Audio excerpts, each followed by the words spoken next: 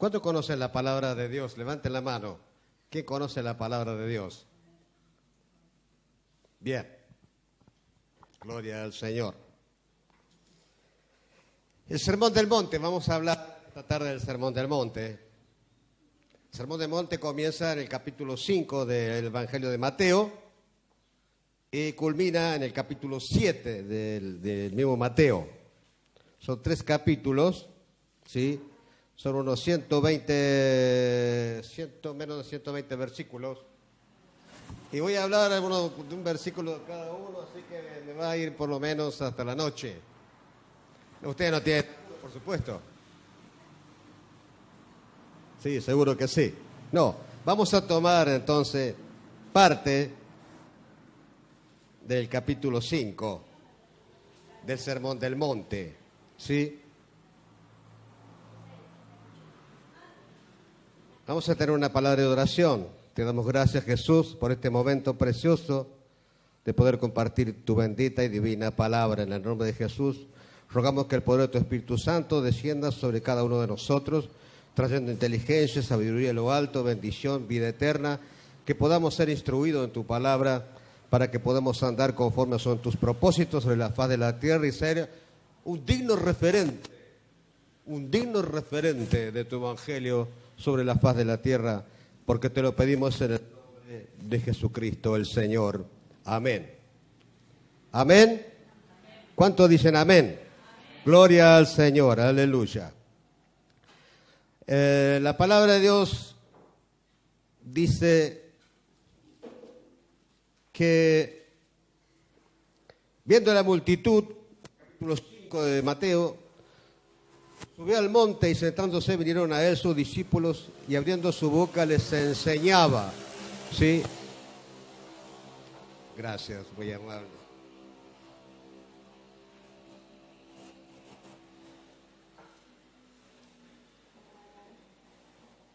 Es importante entender que el Sermón del Monte no se refiere a la salvación como tal.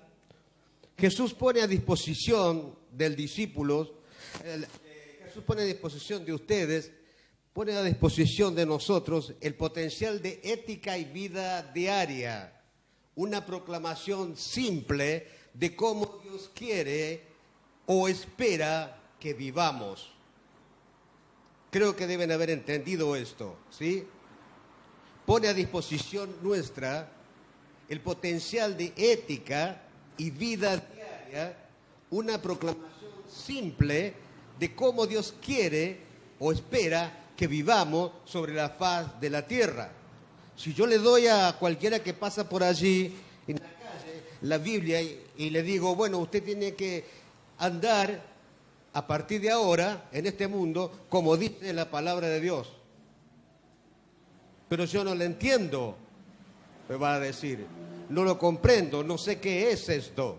Seguro que es así. Por eso Jesucristo vino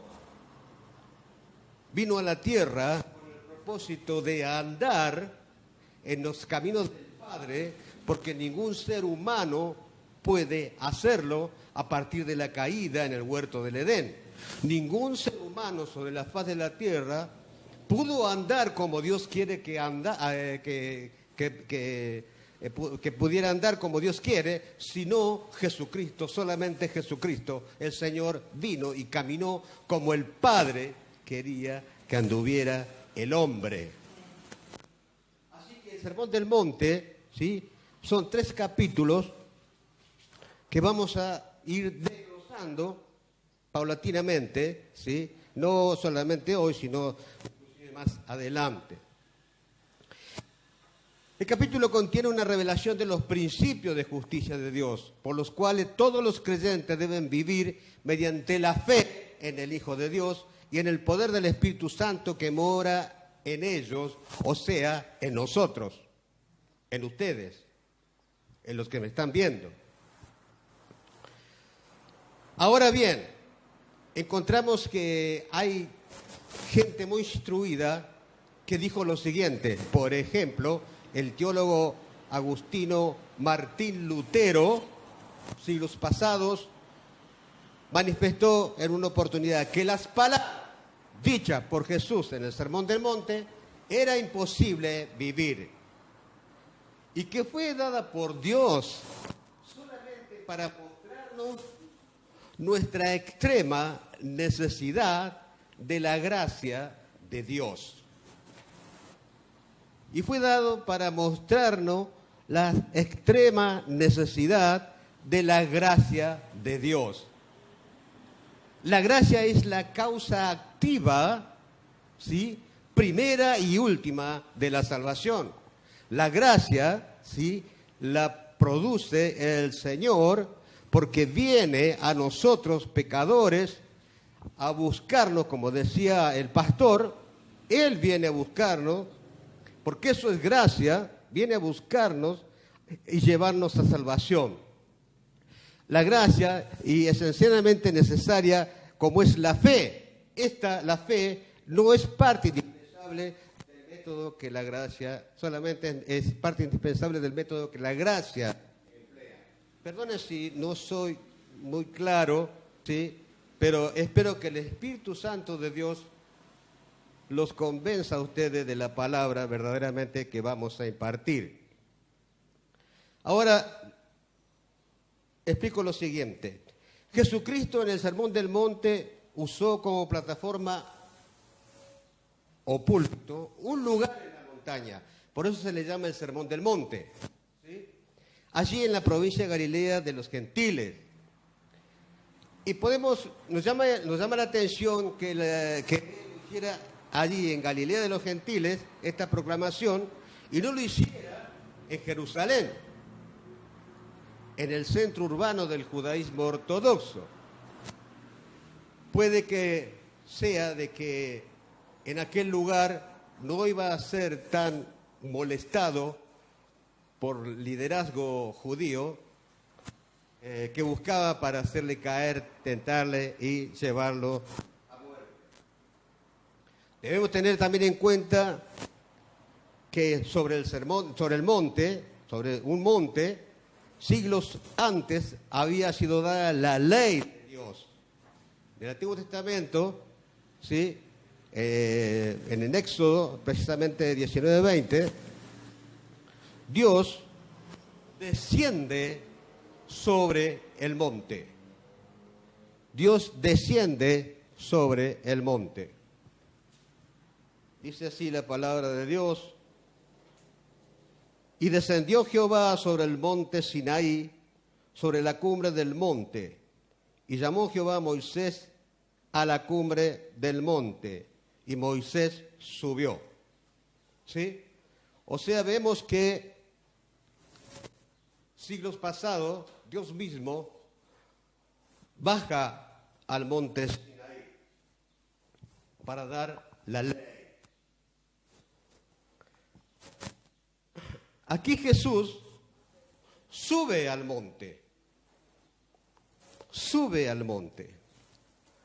Podemos decir entonces que la palabra de Dios se puede predicar en cualquier lado y en cualquier punto del planeta, ya sea en una ciudad, en un monte, tranquilamente se puede predicar la palabra.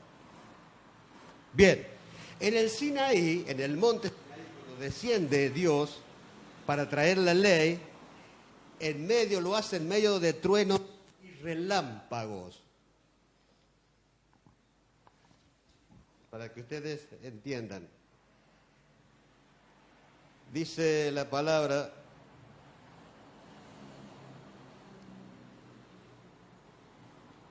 desciende y ordena al pueblo que no traspase los límites para ver a Jehová, porque caerá en multitud de ellos. Y también que se santifiquen los sacerdotes que se acercan a Jehová, para que Jehová no haga con ellos estrago. Moisés dijo a Jehová: el pueblo no podrá subir al monte Sinaí, porque tú nos has mandado diciendo: señala límites al monte y santifícalo. Y Jehová le dijo: ve y desciende, y subirás tú y Aarón contigo, mas los sacerdotes y el pueblo no traspasen el límite para subir a Jehová, no sea que haga en ellos estrago. Entonces Moisés descendió y se lo dijo al pueblo. Cuando desciende Dios para traer la ley en el monte Sinaí, lo hace con truenos y relámpagos, ¿sí? Estruendo de bocinas. El pueblo ahí al pie del monte se tapaba los oídos para no escuchar tremendo ruido. Ahora bien, Jesús sube al monte y él abre su boca y comienza diciendo, como dice la palabra, y abriendo su boca les enseñaba diciendo. Fíjense ustedes la diferencia, ¿sí? La diferencia de una cosa y la otra. Allí en el Sinaí se le ordenó al pueblo que se mantuviera a distancia. No suban, no se acerquen al monte, porque pueden ser muertos. Mandó Dios. Aquí, Jesucristo les pide que se acerquen. Les pide que se acerquen. Fíjense ustedes la diferencia que hay, ¿sí? En el Cristo de la gloria. En el Sinaí se promulgó la ley que iba directamente contra los efectos del pecado. Aquí Jesús atacó directamente a las raíces del pecado. Podemos decir que fue al meollo de la cuestión, fue al punto álgido de la persona, que es el corazón, el alma, ¿sí? Podemos decir que fue al meollo de la cuestión, lo que separaba al hombre de Dios. Si recorremos las Sagradas Escrituras en la profundidad que el Espíritu Santo lo requiere, podemos observar lo siguiente, que Cristo enseñó mucho cuando fue llevado como un cordero al matadero. No abrió su boca. Dice Isaías 53:7, que como el cordero fue llevado, él no abrió su boca. Estaba delante de la presencia de Poncio Pilatos. Pero ahora, dice, abriendo su boca les enseñaba. ¿Y qué es lo que les enseñaba? Les enseñaba cuál era el mal que debía evitar y cuál era el bien en que debían abundar. ¿Saben por qué? Porque el cristianismo tiene por objeto acomodar la mente a su conducta, al arbitrio que dicta su corazón. Nuestro corazón es muy engañoso. Muy engañoso. Por lo tanto, Jesús vino a enseñar el mal que debíamos evitar y el bien en el cual debíamos abundar. Al observarlo del capítulo 5 del Sermón del Monte podemos visualizar 3 divisiones, ¿sí? Del 3 al 12 nos habla del carácter del cristiano, ¿sí? Del 13 al 16 tenemos la influencia del cristiano y del versículo 17 al 48 vemos la justicia del cristiano. Y la primera división, del 3 al 12, que nos habla del carácter del cristiano, voy a tomar un versículo que me parece que está en el medio de los bienaventuranzas. El versículo número 6, que dice: bienaventurados los que tienen hambre y sed de justicia, porque ellos serán saciados. ¿Sí? La bienaventuranza comienza a partir del 3 y termina en el 12. ¿Sí? Yo tomo un versículo de ellos, del versículo 6, donde dice: bienaventurados los que tienen hambre y sed de justicia, porque ellos serán saciados. Este es uno de los versículos más importantes del Sermón del Monte. El requisito fundamental para todos aquellos que viven piadosamente es tener hambre y sed de justicia. La condición espiritual del creyente durante toda su vida dependerá de su hambre y de su sed. O sea, de la presencia de Dios, la palabra de Dios, la comunión con Cristo, la comunión del Espíritu, la justicia, el poder del reino, el retorno del Señor.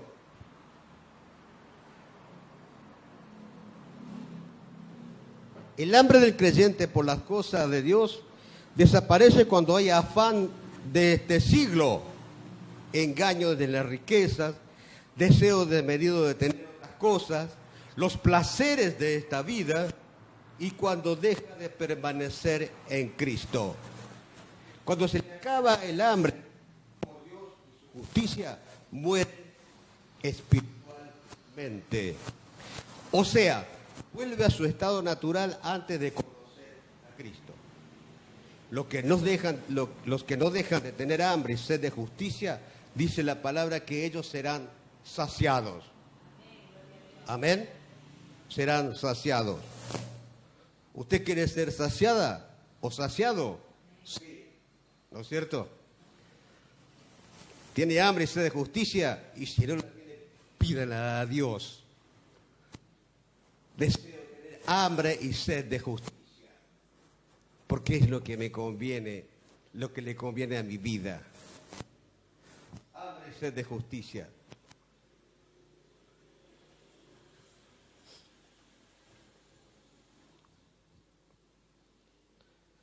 Cuando nos referimos entonces a la influencia del cristiano, ¿sí?, del versículo 13 al 16, acá Dios demanda dos cosas, ¿sí?, que debemos ser sal y luz. Sal de la tierra y luz.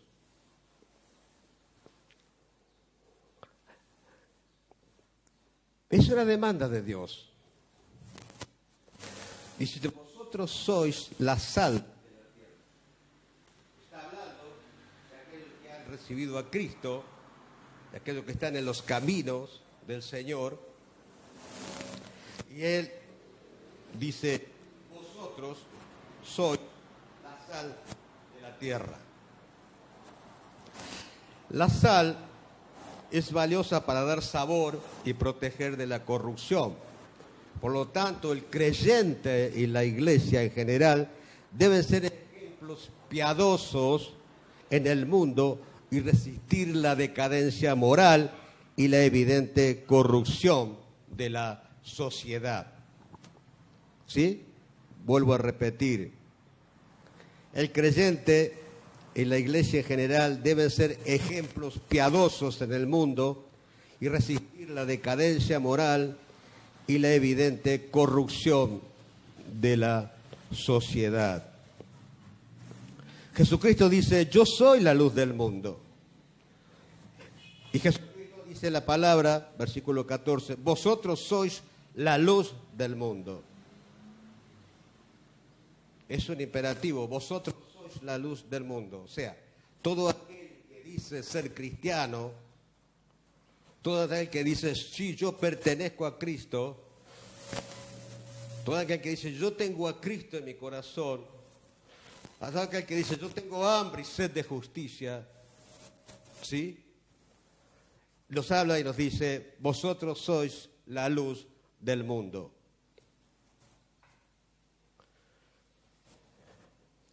Dice la palabra de Dios, yo soy la luz del mundo, dice Jesús. El que me sigue no andará en tinieblas, sino que tendrá la luz de la vida. Cristo alumbra a todo aquel que oye su evangelio, al impartirle una medida de gracia y entendimiento a fin de que pueda decidir libremente aceptar su mensaje de vida. Aparte de Cristo,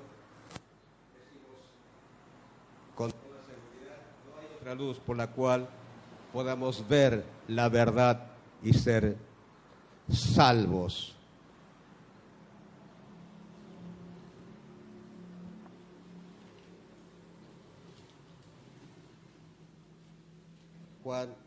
Juan, Evangelio de Juan, capítulo 8, versículo 12, dice, otra vez Jesús les habló diciendo, yo soy la luz del mundo.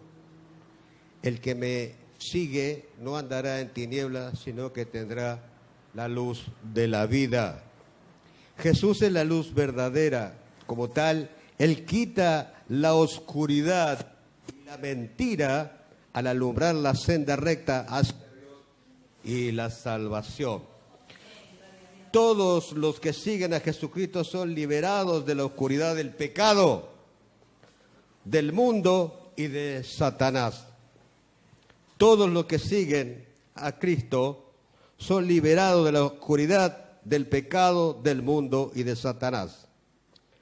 Los que caminan en la oscuridad no los siguen, no los siguen. Entonces Jesucristo dice, el que me sigue, o sea, está diciendo que es una acción continua. El que continúa siguiéndome, está diciendo Jesucristo, que continúa siguiéndome, ¿sí? Ese solamente es reconocido y permanece en Cristo. Bien, vemos entonces todas estas enseñanzas de Jesucristo que estaba trayendo a sus discípulos en el Sermón del Monte. Y al referirnos a la justicia del cristiano, ¿sí?, de los versículos que había citado primeramente, ¿sí?,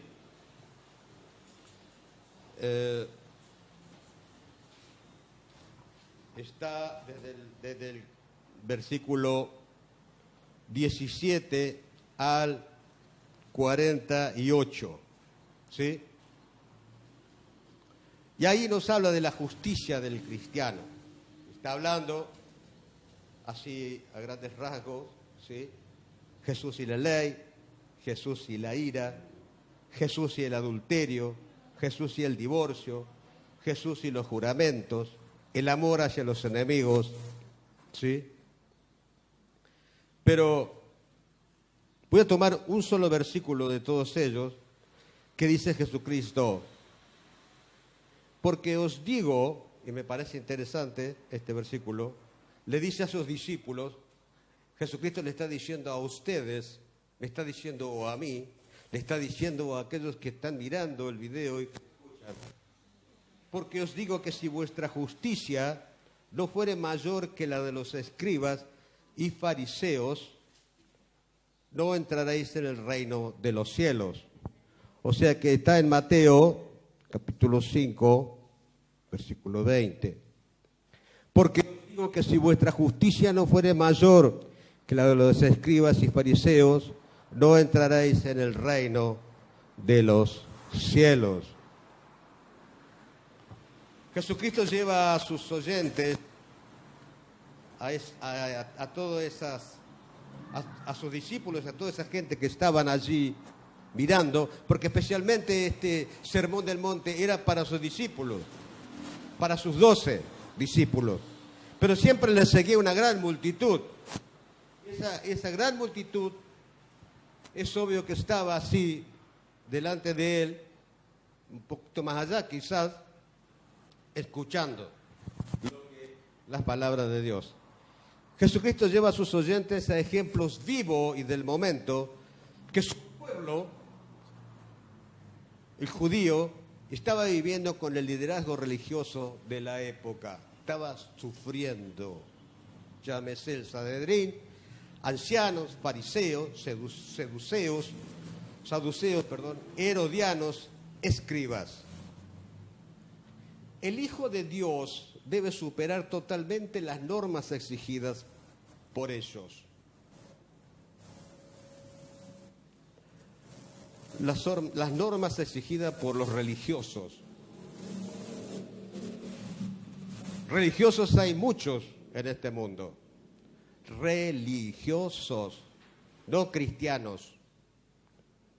Cristianos son seguidores de Cristo. Cristianos son aquellos que se han apropiado de la muerte de Jesucristo, ¿sí?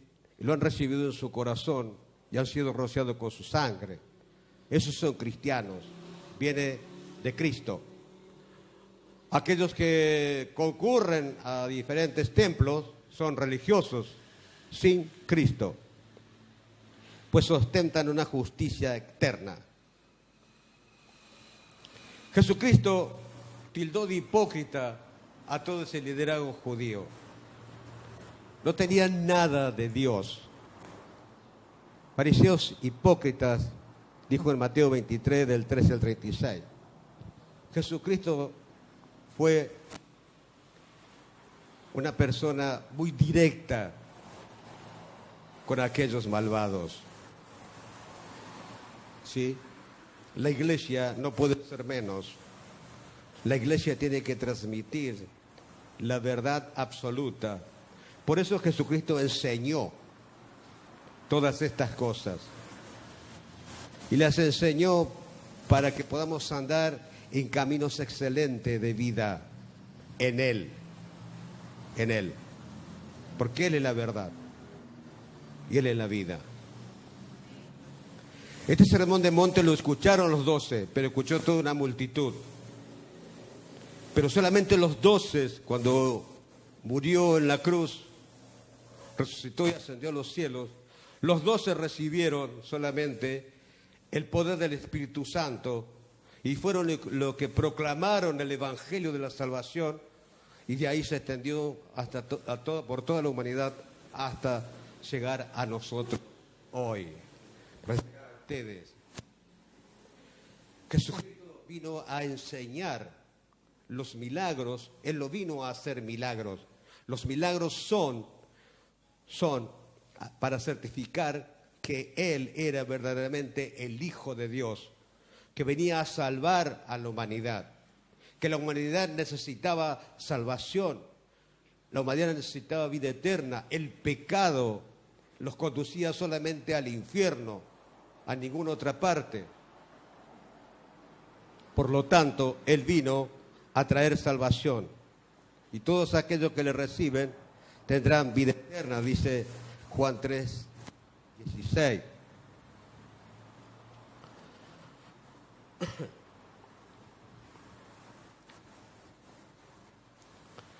Bien, el último versículo del capítulo 5, ¿sí?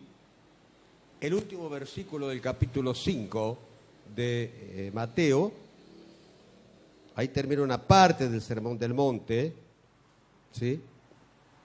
Ustedes tienen que leer todo este capítulo 5, ¿sí? Porque es sumamente interesante, porque Él vino a enseñar, a traer una conducta la cual nosotros debíamos apropiarnos y vivir en esa conducta. Todo el 6 y el 7 es sumamente interesante. Ya lo vamos a ver. No, ahora por supuesto. El último capítulo del versículo 5, 48, dice así. Fíjense ustedes que después de traer todo esto Jesús a su discípulo, ¿sí?, hace esta parte que dice: sed pues vosotros perfectos, como vuestro Padre que está en los cielos es perfecto. Sed pues vosotros perfectos, como vuestro Padre que está en los cielos es perfecto. Ahora, ¿qué entendemos por perfección? ¿Encontró usted en su vida, en la vida de alguien, una perfección como Dios quiere? No encontramos realmente sobre la faz de la tierra algo perfecto como Dios demanda, ¿sí? Pero Él dice: sed pues vosotros perfectos, como vuestro Padre, o como mi Padre, dice Jesucristo, que está en los cielos, es perfecto. Y si Él lo dice,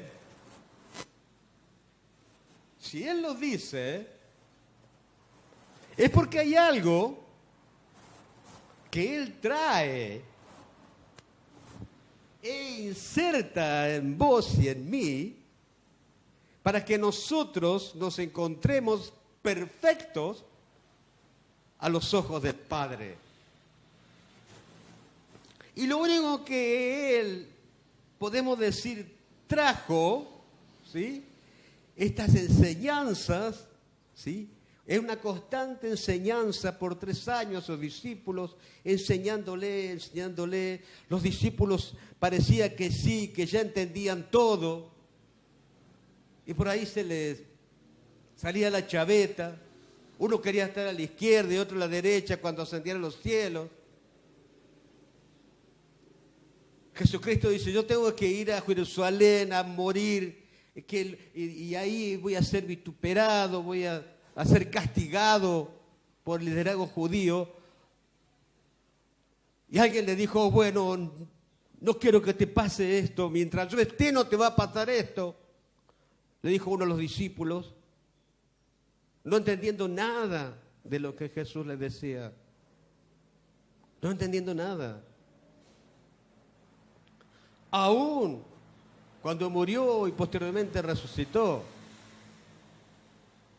había alguien de los discípulos que dice, bueno, si yo no veo, no creo de que haya resucitado, porque lo había visto allí en el madero, crucificado, lo había visto morir, su sangre derramada sobre la faz de la tierra.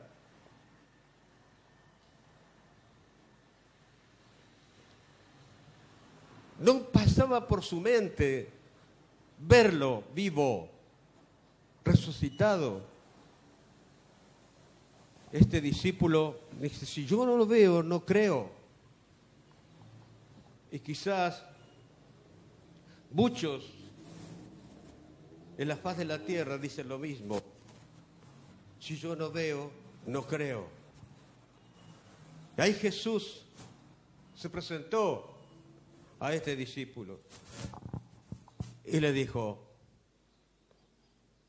toca mis manos, mira mis manos, mete tu mano en el costado donde entró la lanza del costado hacia arriba, partiéndole el corazón. Y así lo hizo este discípulo.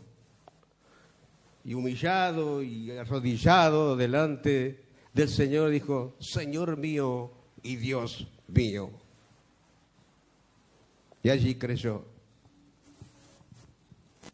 Y hoy sabe Dios que hay incredulidad. Y mucha incredulidad. Mucha incredulidad. Hay gente que pasa por el cementerio y se persignan. ¿Para qué se persignan si solamente hay huesos? Eso es religión.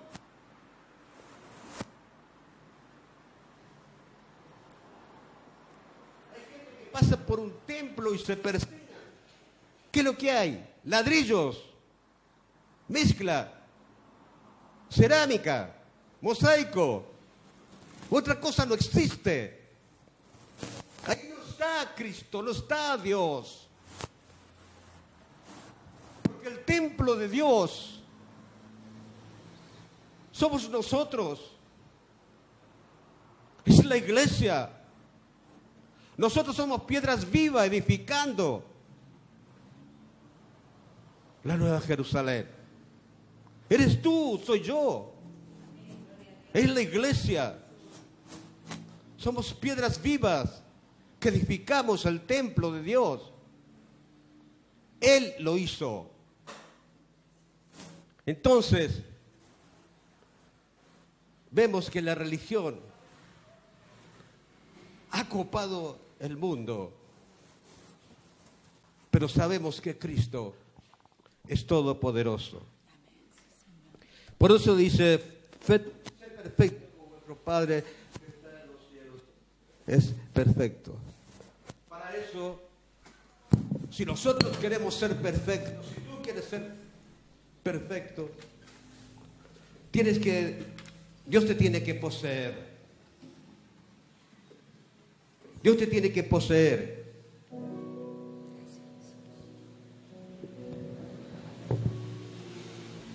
Si Él te posee,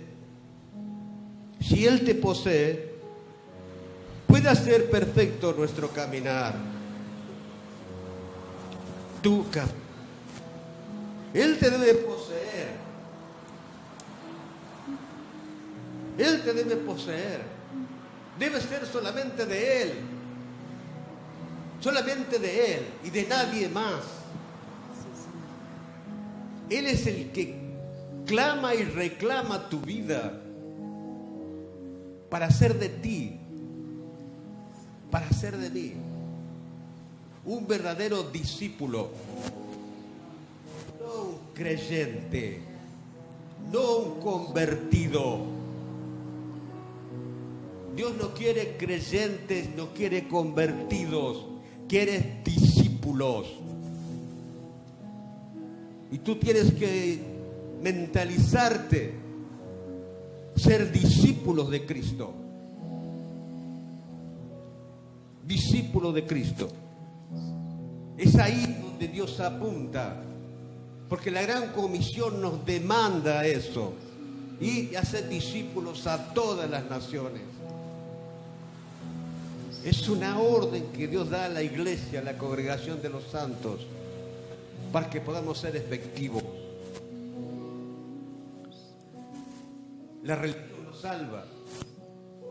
Por más que vos vayas a cualquier templo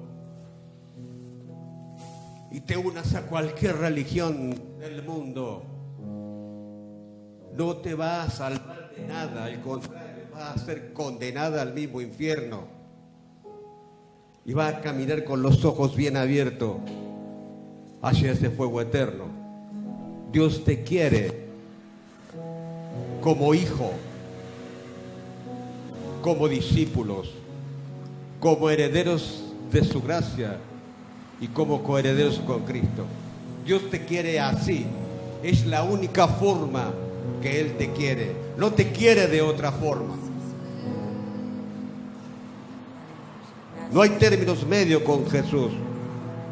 Él te debe poseer todo, todo de ti, cuerpo, alma y espíritu. Él desea todo.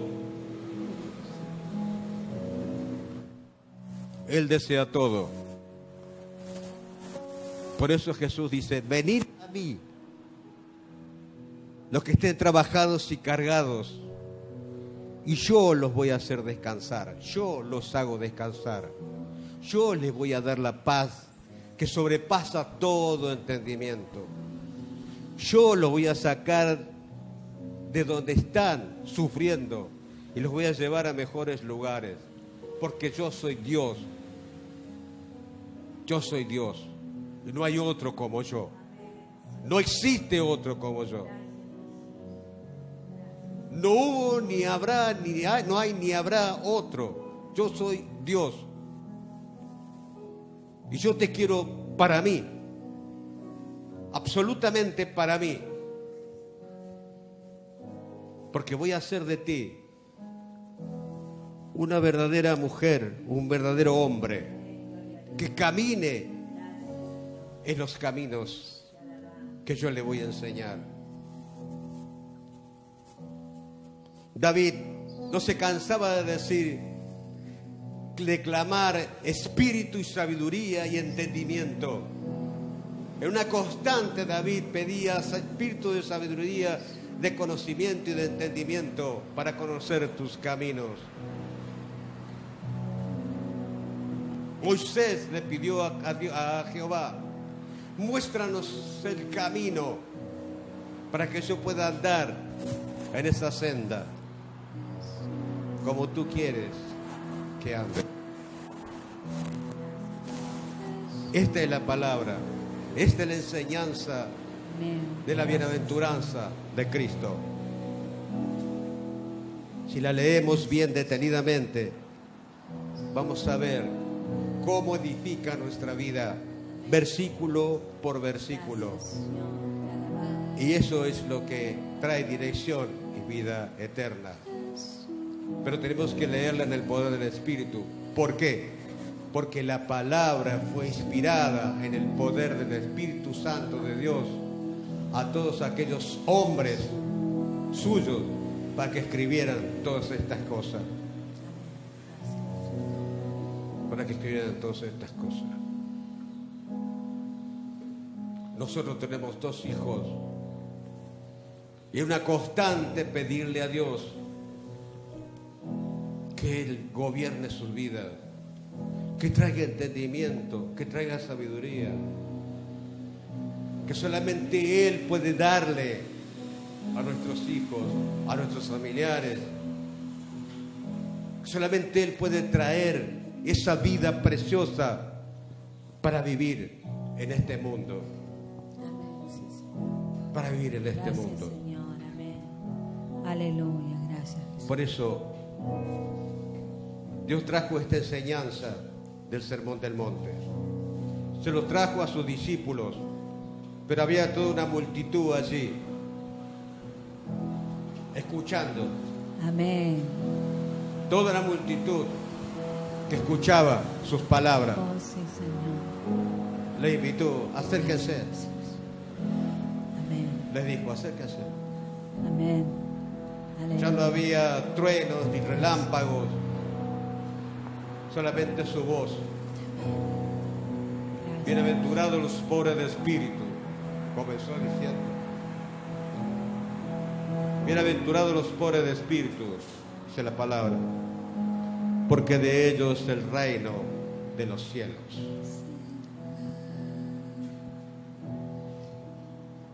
Usted puede ser pobre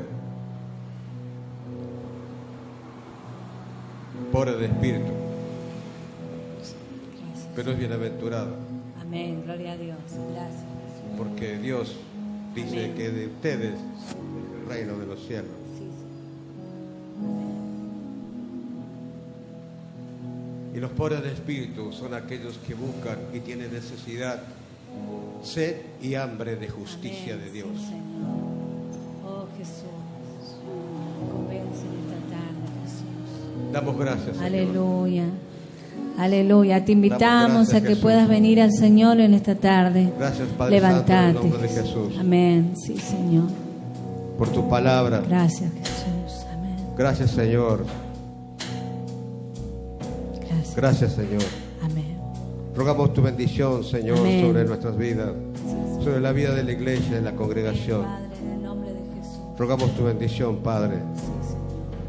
Rogamos, Señor, instrucción, sabiduría, entendimiento de lo alto, del trono de gracia, Amén. Sí, Señor. En el nombre para de poder realmente andar en tus caminos. Amén. Gracias. No hay otro formato sobre la faz de la tierra que podamos tener en nuestras manos para poder caminar Gracias. como tú quieres. Amén. Gracias. El poder de tu Espíritu Santo, tu santa palabra, guiándonos, siendo luz, para que podamos ser sal sobre la tierra, para que podamos ser efectivos en la prédica de tu palabra. Amén. Sí, Señor. Aleluya. En el nombre de Gracias. Jesús te lo pedimos. Gracias, Padre Santo, Amén. en tu nombre. Aleluya. Amén. Vení en esta Amén. tarde, amén. Vení, vamos a seguir alabando al Señor y recibí tu bendición. Busca más de Él. Él te invita a venir, y vamos hacia ti, Señor. Aleluya.